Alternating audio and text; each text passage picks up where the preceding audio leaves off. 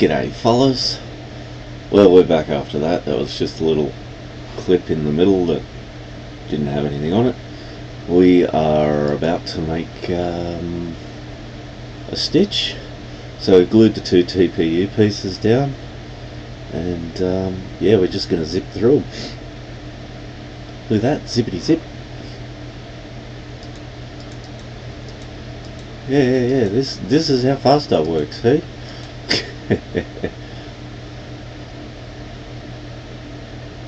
Try not to cut stuff. Yeah, you got to cut it. No, you're not going to cut it. You're going to get tangled up there.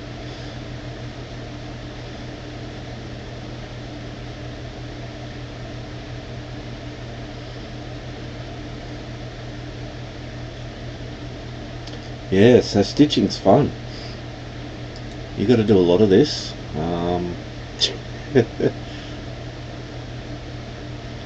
Always trim your threads. Yeah. So the TPU's done a funny thing with the bobbin down there. I'm not really sure exactly how to get around that. Maybe some lube. Maybe messing with my tension, but my tension on my machine is pretty high, so it's probably not that.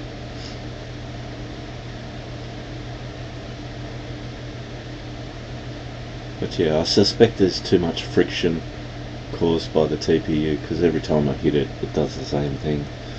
So the immediate strategy is to try and pull the material and maintain the speed of the material through, because you can feel it sort of, the machine's dragging you, sort of, it's making stitches but it's not advancing.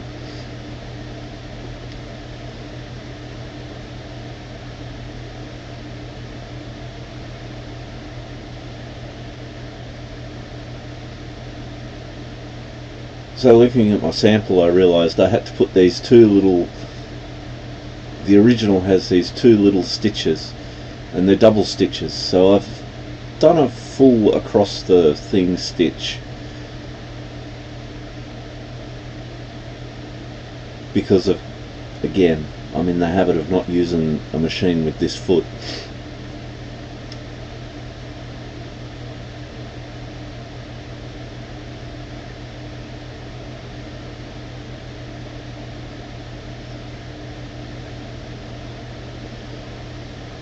So as far as making normal shoes go, it's kind of odd to start closing the loop so early, because this is equivalent to a closing, a vamp closing stitch, although there's a dozen extra pieces to put on yet. But yeah, this makes me believe that they've done this pretty much mostly on post machines.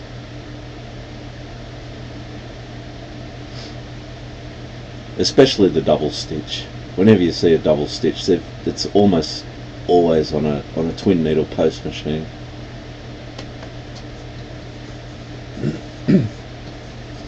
Again, I'm just gluing this down just so it doesn't move.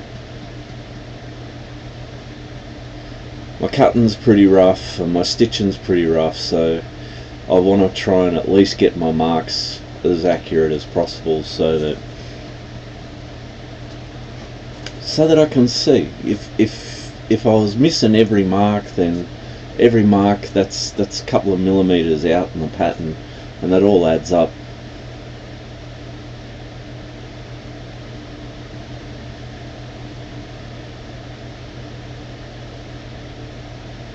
Just trying to work out the best way to come in at this thing. Probably wasn't this way, but this way works.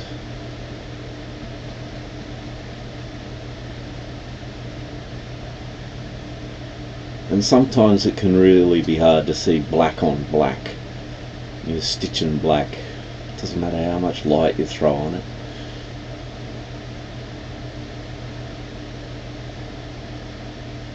But once we get going,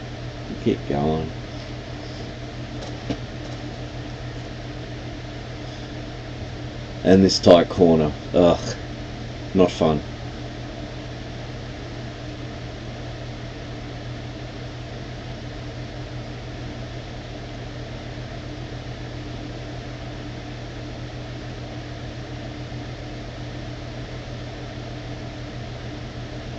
But we get it done.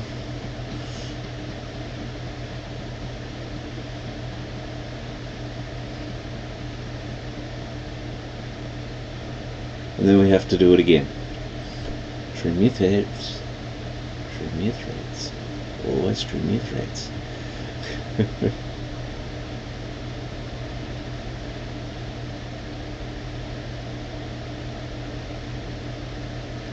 Just turn things in the right way. Put the next piece on.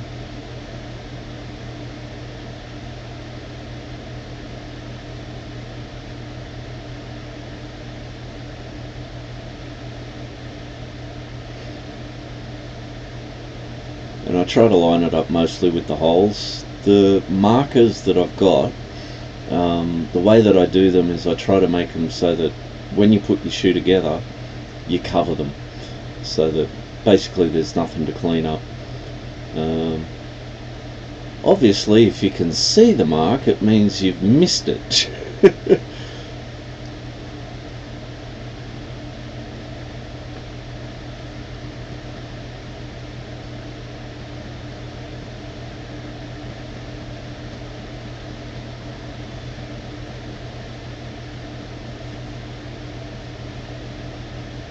More alignments, more gluing.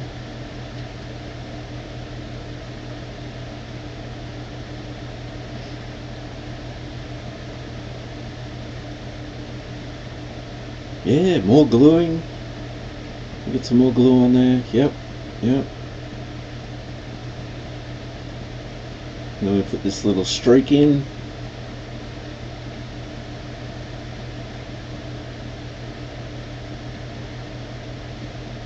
Glue it down.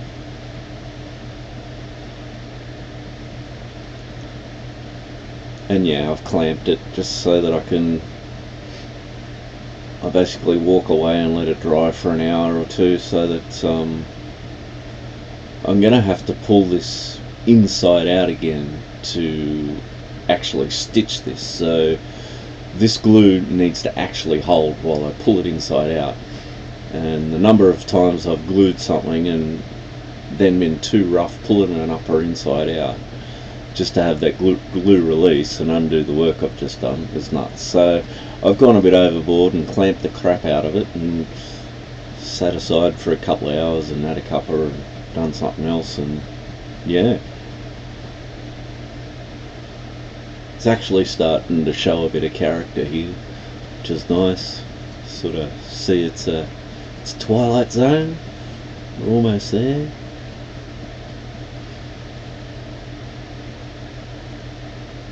So gently pull it inside out.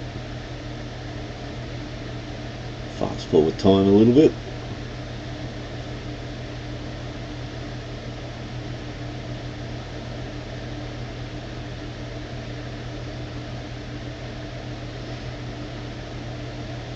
And honestly, stitches like this is why I picked this shoe, because it's just so much easier.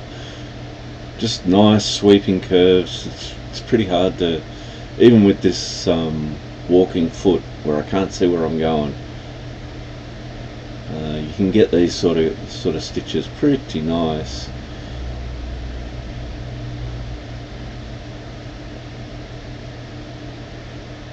But anyway, I just thought I'd point out the one good stitch on this whole damn thing.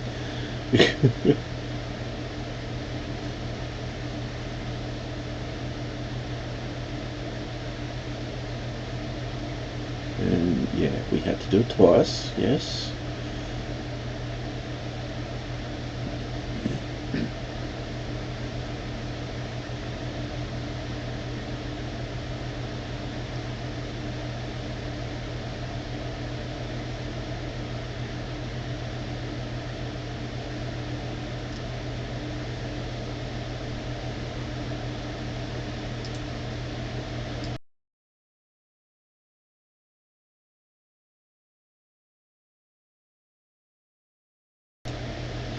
glue. Is the inside piece of the mudguard. Not actually sure if this piece is strictly necessary. You could probably do this mudguard all in one piece. They've probably made this extra piece probably just to save like leather. By breaking that big piece up, you might save a bit of leather. It makes it a bit easier to, you know, juggle those pieces into a hide.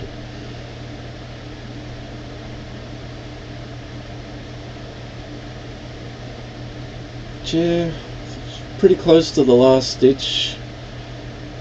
We usually think of an upper as the quarters and the vamp, and something this complicated, the tongues are totally separate constructions, so yeah. You kind of start thinking you're finished at this stage. But oh boy, we are not finished. Not by a long shot.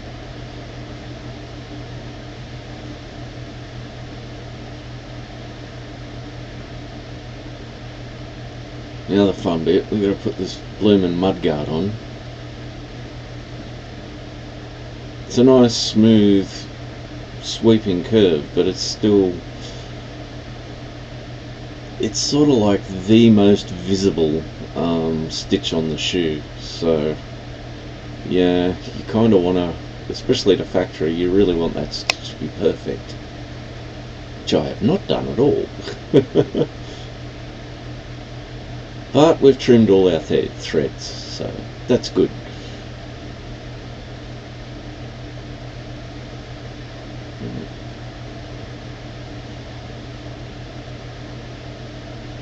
More glue.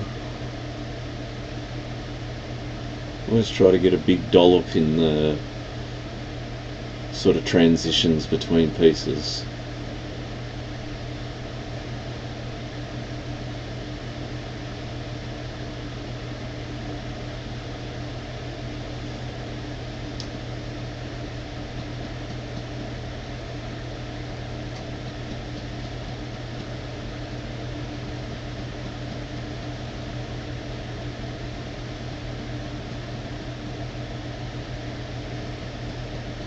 So yeah, good old clamps come in to play again.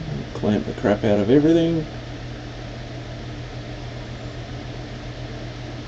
Give ourselves the best chance of getting this thing down in one nice stitch. And of course, if you spend the time aligning it up properly here, the glue dries and you just have to worry about getting the stitch straight. I used to not bother glue with most of the stuff, but we used to make pretty simple stuff, derbies and Oxfords and, you know, fashion stuff, boots, sandals, all the stuff I'd never look at.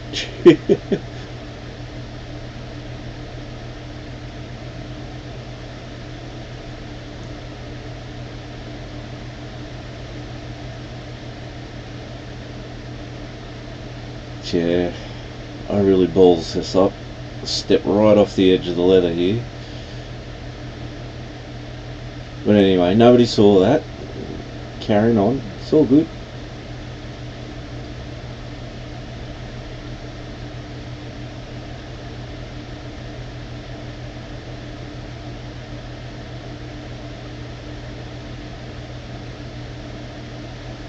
Yep, trim our threads.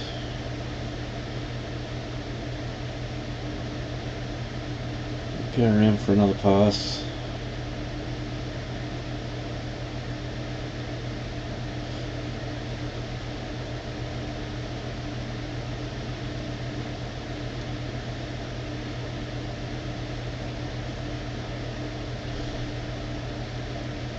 Now, apart from the tongue and the lining, there's only one big piece left to go. Well, no, that's not right. I've got the little bits to put in, these little ear things. The final piece of TPU. More goo.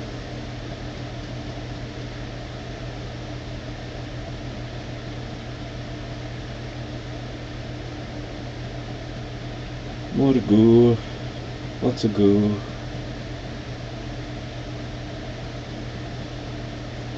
Isn't this thrilling, folks?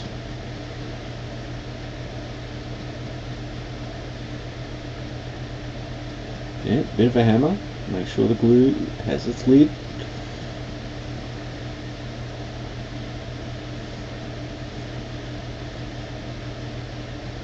Another easy stitch. Thump.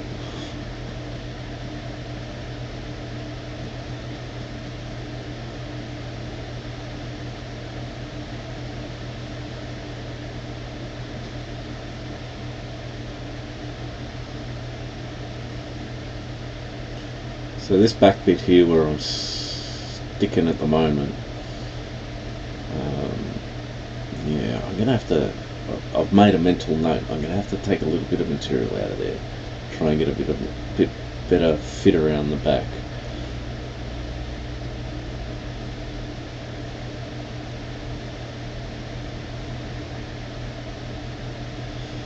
More gluing, more aligning. More pounding, more stitching.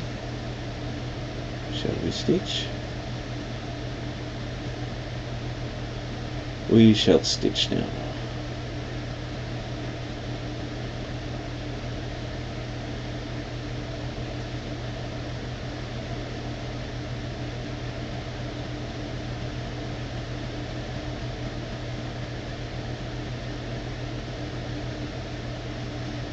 Yeah, this whole back piece is a bit thin and elegant.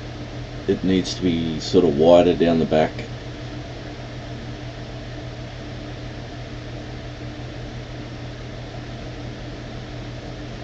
But yeah, guessing how the proportions will eventually fall when you actually put a style on the last around the heel and toe can be very tricky. And here's where that tooling leather comes to bite me in the butt again, because it's made the whole thing so rigid that I can't manipulate it. So we've thrown everything away and we've started again. There's a whole new top line.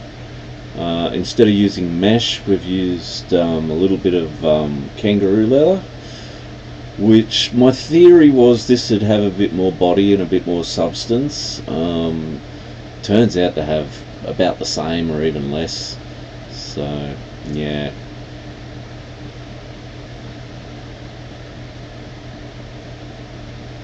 So more fun cutting.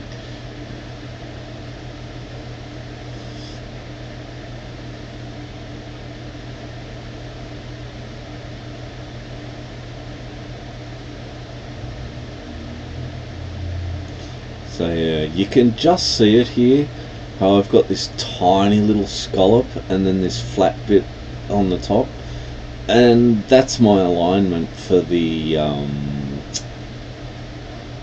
bag top, and I don't like it. I'm going to rethink that so that it's less, it's just too vague, it's not obvious enough when you're in the machine. It's not a bad idea for, no, it's probably a bad idea, but anyway.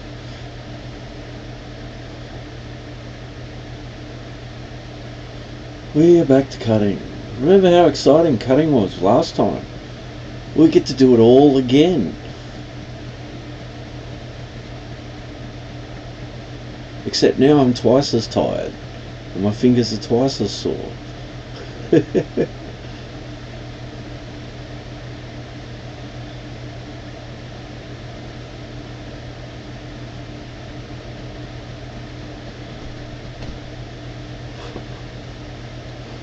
My God, how much more of this is there?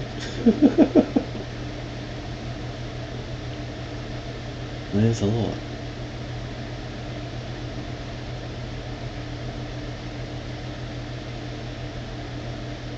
So we're cutting again. Yep. Just going around.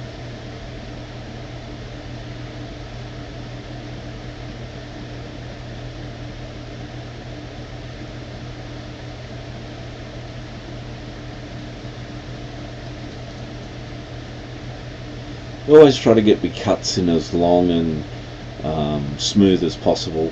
As you can see with this piece, I cut the raw edge around the top first in one go, and then came back and did the bottom edge, and the bottom edge is the underlay. So if I make a grave error on the realigning and subsequent second cut, it's not going to be seen, it's going to go underneath. And yeah. Did I mention yoga mats are a good supply of EVA foam? This stuff actually seems to be like a half decent foam. I've had a piece in a little clamp for like a month, and every time I take it out of the clamp it just bounces back. It doesn't bounce back immediately, but it bounces back. So sponge is half decent.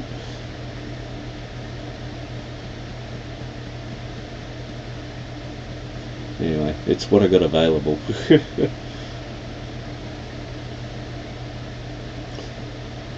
So yeah, again, this is the piece I had trouble on. I'm going to revisit this. I'll just update the little top bits.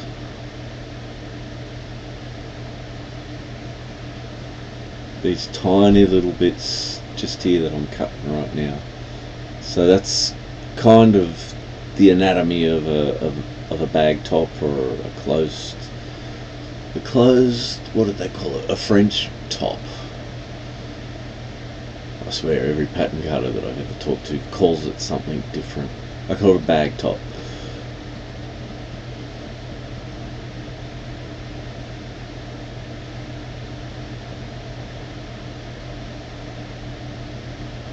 Yeah, so cutting's fun.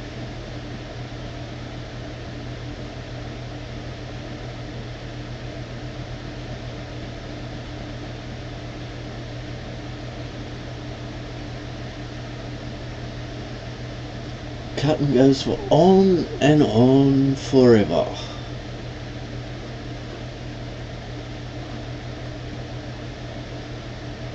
So I hear nowadays that you can get these laser cutters that you can sit on your desk and it'll cut basically leather. I saw a guy actually cutting shoes with a laser cutter on his desk. So tempting, so tempting. I've really enjoyed printing my patterns out of 3D on the 3D printer. That has been really helpful when it actually prints and gets a nice thick sort of thing. It's kind of nice because I can sort of, for some of these curves, you can kind of flex your knife up against the pattern, which is kind of cool. If you go into a shoemaking factory today, they'll be cutting their leather with press knives and whatnot, but obviously they didn't always cut them with press knives. They used to cut them, with knives by hand. And when they used to do that, they used to use metal, like they'd cut the patterns out of metal plates, basically. They use a tool called gap shears, I think they were called. Crazy, violent, hand cranked sort of metal tin snip thing. Oh, it was vicious. Yeah, I remember we had to do that back at TAFE when I was doing my trade. That was part of pattern cutting and grading. So we had to learn that as part of grading, I think it was, because to put a pattern on the old-fashioned manual grading machines, you basically need to cut your pattern out of steel plates and then bolt them onto this machine, which is a lot like a big etchograph. You remember those Etch-a-Sketch things? Sketchograph? Basically like that. You grade a whole bunch of patterns on that, and they cut them out of just cardboard. Yeah. But the cutting punch on those machines, I remember it was the ones we used to get it sent out to, had a 2mm things, so we couldn't make any corners in our patterns tighter than like 2 mils. It was yeah, it was interesting. Anyway, don't look at that. I'm not doing that. That was a perfect cut first time. Just double checking, making sure our marks are legible. Struggling not to cut things I don't want to cut.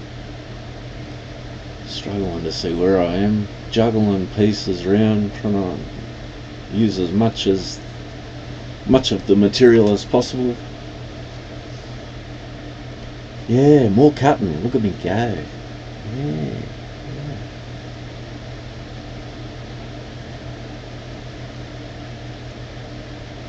Yep, got to cut a few of them.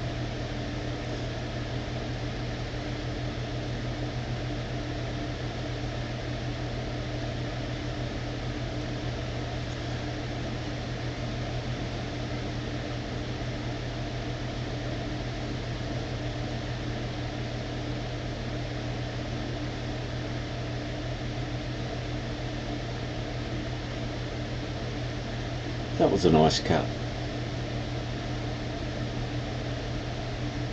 Was it accurate? Yeah, it doesn't look too bad.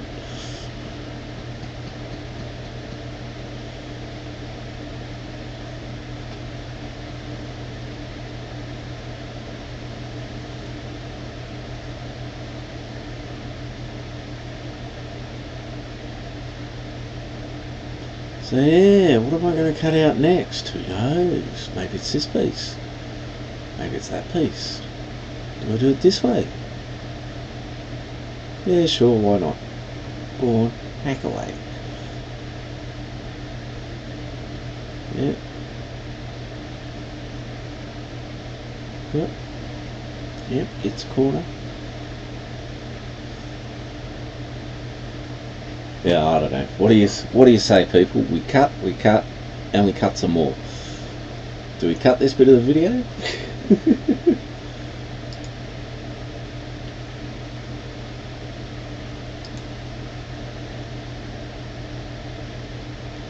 So yeah, we cut, we mark,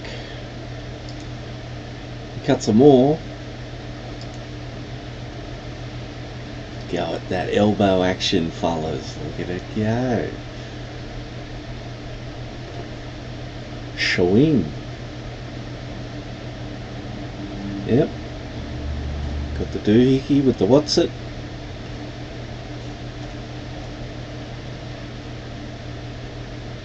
Some shoulder action. Love a bit of shoulder. You're more a wrist person. I don't know. Whatever. Yeah, we've got the backhander going.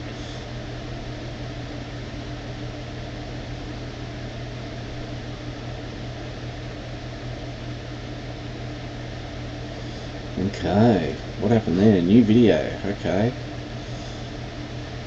Yeah, we're almost there, fellas. Look, we're still cutting though. Alright, faster.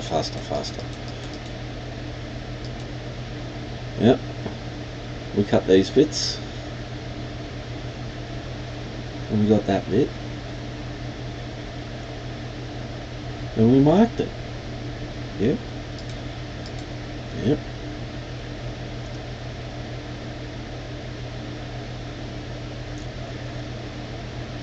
Yeah, so welcome to the glamorous world of pattern production. Yeah, this is how we make prototypes and test our crap and make sure that, you know, yeah. Usually you do this in the corner of the factory, hidden away from everybody when no one can see it.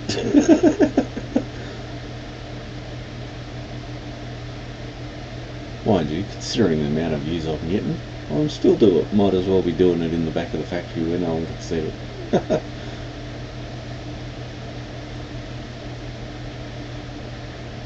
But yeah, there's 100 little edge marks to put in.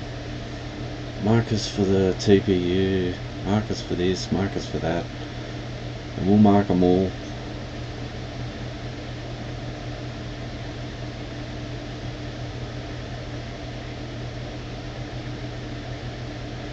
Woohoo, what's next? Oh, lining. You're sick of seeing me cut cow. Watch me cut pig.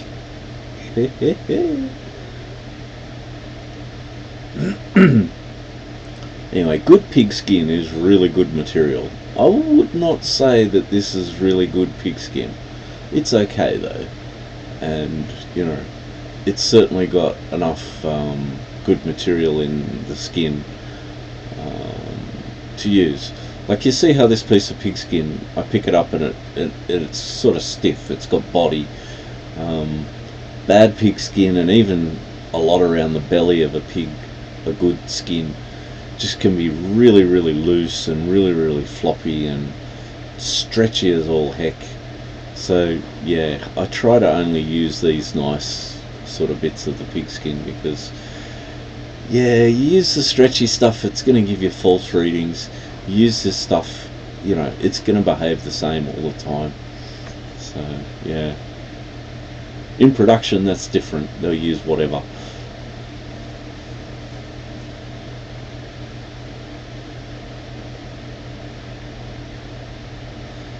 Yeah, nice arm shot. So this is the lower part of the back lining, and I made this separate piece, not so that it would fit better. It's not a great idea to have a seam here, but it can work, especially if there's some sponge there to sort of take the bulk away. But mainly so that I can actually have this as a heel grip, like in a proper shoe. Yeah, one of my pet peeves in wearing shoes is I got to lock my heel in. If I go walking around and running around and my heel's moving around, yeah, I'm just not happy. So yeah, I like a heel grip. It's not essential, but yeah, it's nice. It's nice. Pig lining for the tongue. And of course I'm watching this back after making all this stuff, so yeah, I'm sort of watching this, looking back with 20/20 vision. And you can see the angles that we've got in the tongue, where I'm cutting right now. This angle is really bad. Not so much on this top piece, but on the bottom piece, it's terrible. I've got to change that angle and make it more obtuse. It's far too acute at the moment, so yeah. And the little step here that I've just seen, that's for the bag lining. That's generally how you do a bag top lining.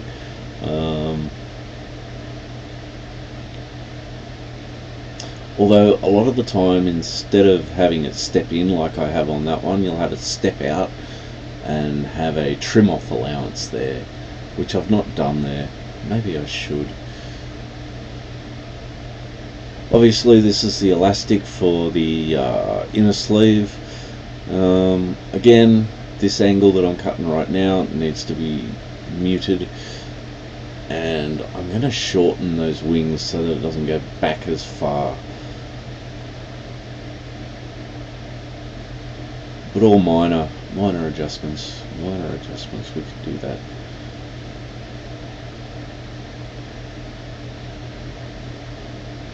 What else are we doing? We got to cut the actual tongue piece out.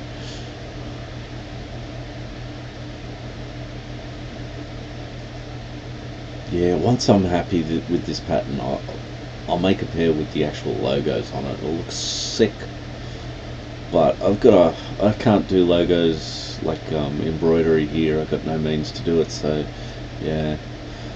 Fortunately, embroidery is a fairly common service, you know, like school uniforms, getting them embroidered seems to be a common thing. There's at least a couple of places local that I can get things embroidered, so yeah, I'll do that when I'm happy. So we're back to skiving. Thankfully the machine's still set. Got a bit of a different camera angle. Yeah, I really should have lashed out and got the proper one, I think. This skiving machine, you can see how the blade is wiggling around. You couldn't see that from the other camera angle, but from here you can really see this blade moving a lot. That's not good. It's not good at all.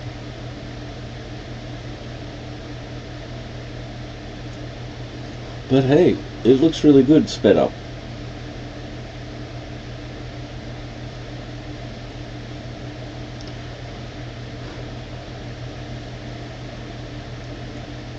But yeah, skiving. More skiving. Once we're finished with the skiving, we'll just make sure we've finished with the skiving with some more skiving. It's repetitive stuff, guys. Yeah.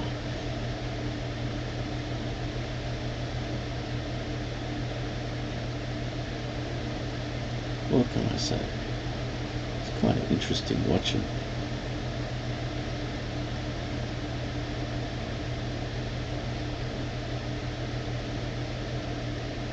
Yeah, I miss a proper skiving machine. I'm going to have to get one of them at some point. This is a bad way to go.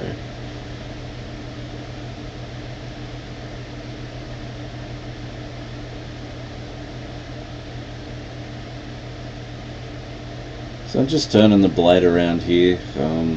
Yeah, blades wear out really quick, especially cheap ones, and I'm pretty suspect about these blades. I'm not convinced they're much chop.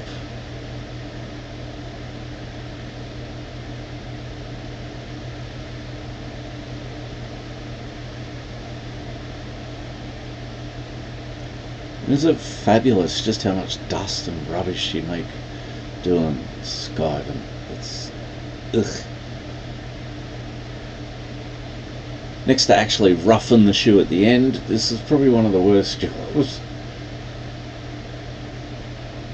Although clicking was pretty filthy. And I've cut myself.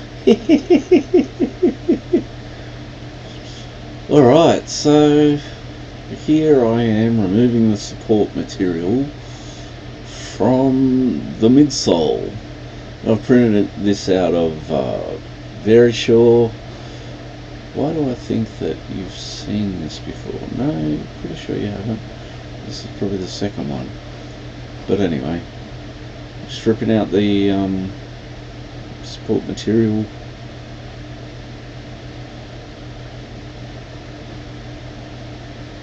And I'm pretty sure the reason I had so much trouble, I had a lot of trouble getting decent prints out of these. A lot of them, even these are still kind of rough.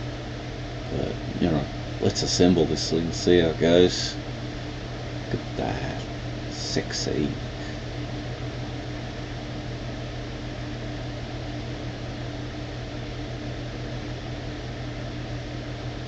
So this window really hasn't printed very well.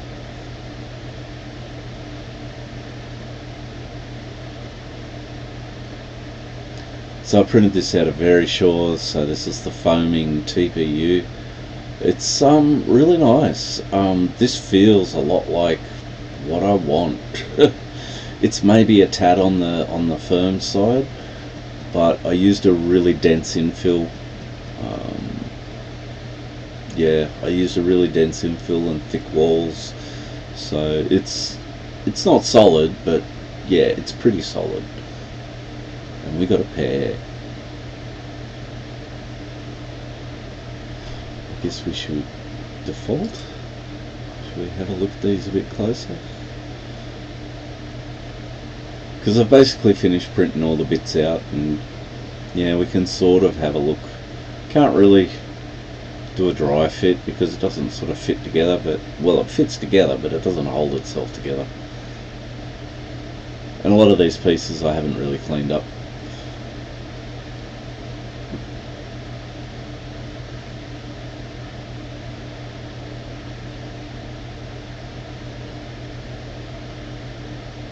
But yeah, I'm waiting on Soval to send me some spare parts for the printer. So yeah, the hot end on these printers has a Teflon heat break in it, and that's basically worn out.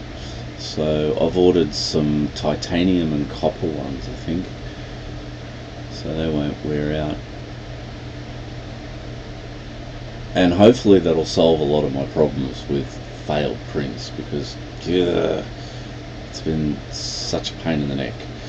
But anyway, we'll leave it at that, fellas. Stay tuned for more exciting cutting, probably. Take it easy, fellas.